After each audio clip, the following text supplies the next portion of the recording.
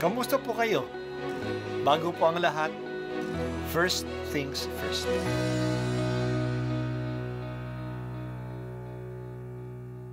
Good morning po. Sinisimulan po natin ngayon ang first things first. At dito po, tinatalakay natin sa unang bahagi ng umaga natin ay ang first readings na binabasa po sa banal na misa. Ito pong tinatalakay natin kasi madalas po marami na tayong alam tungkol sa gospel readings. Pero konti po ang nagsasalita sa first readings. Pero ang first readings, bahagi din po yan ng Biblia, ng banal na kasulatan.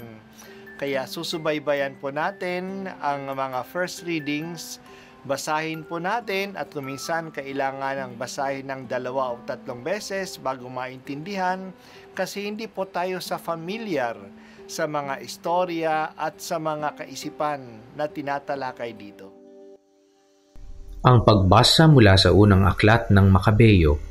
Noong mga araw na iyon, ang mga kanang kamay ng hari na inatasang pilitin ang mga taong sumamba sa mga Diyos-Diyosan ay nagtungo sa lungsod ng Modin upang utusan ang mga taga-roon na maghandog sa mga dambanang pagano.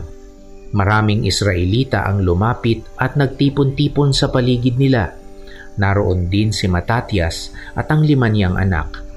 Nilapitan si Matatias ng mga kinatawan ng hari at sinabi, "Ikaw ay pinunong iginagalang dito at sinusunod ng iyong mga kaanak. Manguna ka sa pagtupad sa utos ng hari gaya ng ginawa ng mga Hentil at ibang mga taga-Hudeya at Jerusalem. Gawin mo lamang ito at tiyak na mapapamahal ka sa hari, pati ng iyong mga anak, at gagantimpalaan kanya ng pilak, ginto at iba pang kaloob." Ngunit malakas na sumagot si Matatias, "Kahit lahat ng Hentil ay sumunod sa hari, at dahil dito'y nilabag nila ang relihiyong ipinamana ng kanilang mga ninuno, kami ng aking sambahayan at kamag-anakan ay tutupad pa rin sa tipang ibinigay sa aming mga ninuno. Huwag namang ipahintulot ng Diyos na sumuway kami sa kanyang utos. Hindi kami susunod sa gayong ipinagagawa ng hari at lalo namang hindi kami magtataksil sa aming relihiyon kailanman." Katatapos pa lamang na magsalita ni Matatias ng isang kapwa Hudyo ang kitang-kitang lumapit sa dambanang nasa Modin at naghandog bilang pagsunod sa utos ng hari. Nang makita ito ni Matatias, nag-alab siya sa puot. Nilapitan niya ito at pinatay sa harap ng dambana. Pinatay rin niya ang sugo ng haring pumipilit sa mga tao na maghandog sa dambanang pagano. Pagkatapos, sinira niya ang dambana. Sa ganitong paraan, ipinakita niya ang kaniyang pagmamalasakit sa kautusan, gaya ng ginawa ni Fines nang patayin nito si Zimri na anak ni Salu. Matapos gawin ito, nilibot ni Matatias ang buong lungsod na ganito ang isinisigaw, "Sino mang tapat sa tipan ng Diyos at tumutupad sa kaniyang mga utos, sumunod sa akin." Pagkatapos nito, siya at ang kaniyang mga anak ay namundok. Iniwanan nila ang lahat ng kanilang ari-arian sa lungsod. Ang marami na naniniwalang dapat sundin ang utos ng Diyos at mga tuntunin ng kanilang relihiyon ay lumabas din at sa ilang na nanirahan. Ang salita ng Diyos. Salamat sa Diyos. Narinig natin sa mga nakarang araw ang matinding pasakit sa mga tapat na Hudyo. Marami sa kanila ay namatay. Hindi nagtagal nagkaroon ng panghihimagsik na nangyari sa Israel. Sumiklab ito sa maliit na lungsod ng Modin. Dumating doon ang kawani ng hari upang pilitin ang mga tao na sumamba sa mga Diyos ng mga Griego.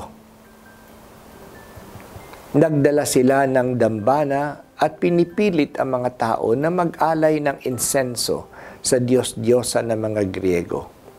Kinausap nila si Matatias na manguna sa pag-aalay na ito kasi kilala siyang leader ng mga taga-roon.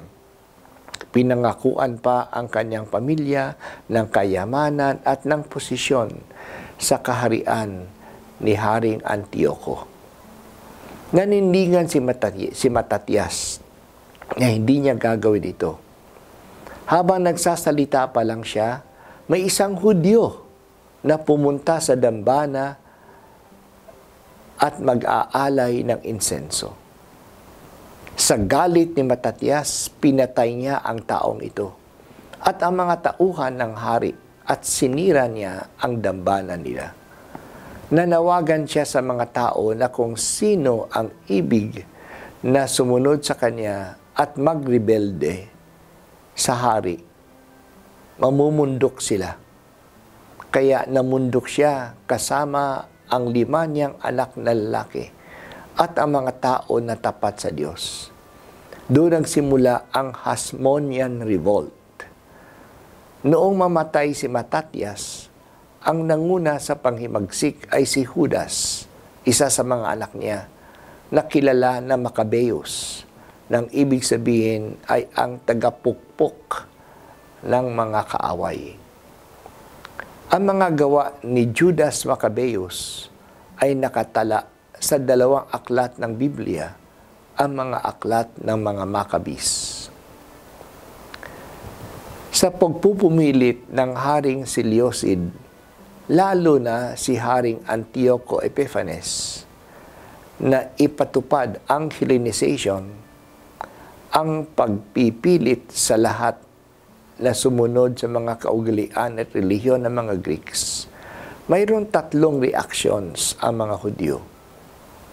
Una, mayroong sumunod sa Hellenization. Inadapt nila ang mga kaugalian at pamamaraan ng mga Grego. Tinalikuran nila ang kanilang relihiyon. Ang isang reaksyon naman, ang pangalawa ng marami, ay ang hindi pagsunod at ang pagtitiis, pagdudusa, at naging mga martir sila. Ang pangatlong reaksyon ay mamundok at makipaglaban. Ito ang ginawa ng mga Makabeyo. May mga sitwasyon na kailangan magdusa at magtiis. Pero may mga sitwasyon din na kailangan makipaglaban, makipagbaka. Nangyayari din iyan sa ating lipunan ngayon. Sa mga pang-aabuso, may mga sumasang-ayon at nagko-cooperate pa sa pang-aabuso. May mga nagtitiis na lang at mayroon namang nakikipagbaka.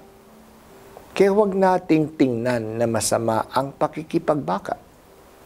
Ang ating kalayaan at kasanlilan ngayon ay bunga ng mga ninuno nating nakipagbaka. Lumaban sila. Napipigilan din ang mga pang-aabuso hanggang ngayon kasi may mga taong naninindigan at nakikipaglaban. Panginoong Diyos, bigyan mo kami ng tapang na kailangan natin upang labanan ang kasamaan at pang-aapi. Huwag sana naman naming hayaan na magwagi ang kasamaan. Ito po ang unang pagbasa at ako po ay si Bishop Broderick Pabilio dito sa First Things First.